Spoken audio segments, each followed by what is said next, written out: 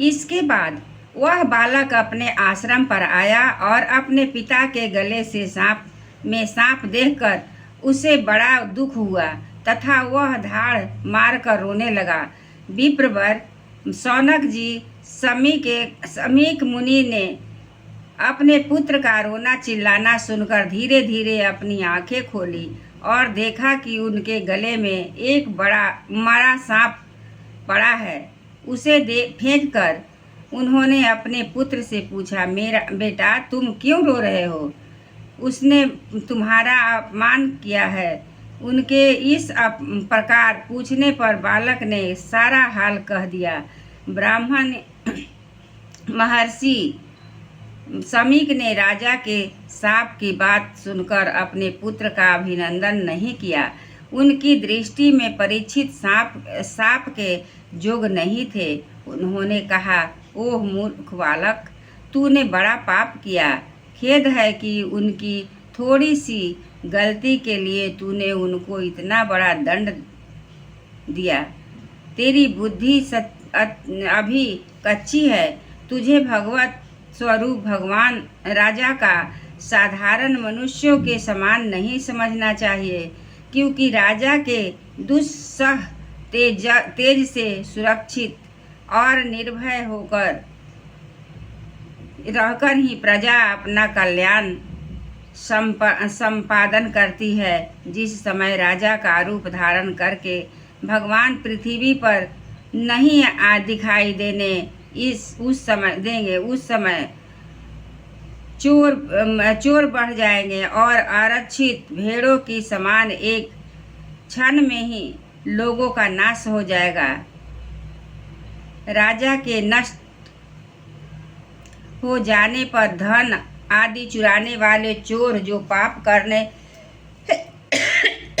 करेंगे उसके साथ हमारा कोई संबंध न होने पर भी वह हम पर भी लागू होगा, क्योंकि राजा के न रहने पर लुटेरे बढ़ जाते हैं और वे आपस में मारपीट गाली गलौज करते हैं।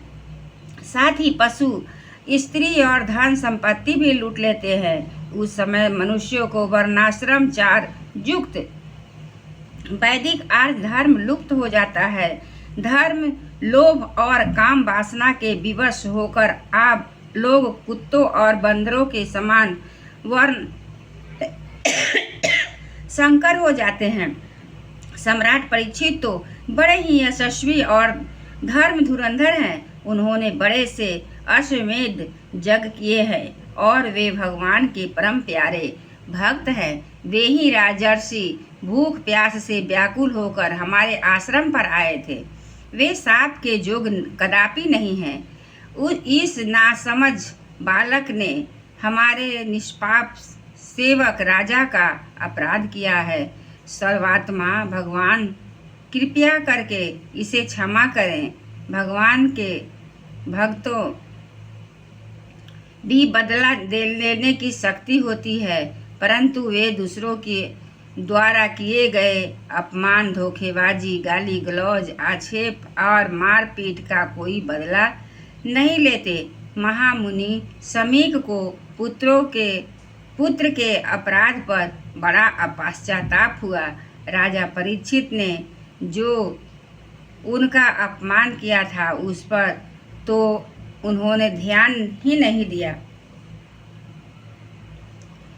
महात्माओं का स्वभाव ही ऐसा होता है कि जगत में जब दूसरे लोग उन्हें सुख दुख आदि से द्वंद्वों में डाल देते हैं, तब भी वे प्रायः हर्षित या व्यथित नहीं होते, क्योंकि आत्मा का स्वरूप तो भगवान से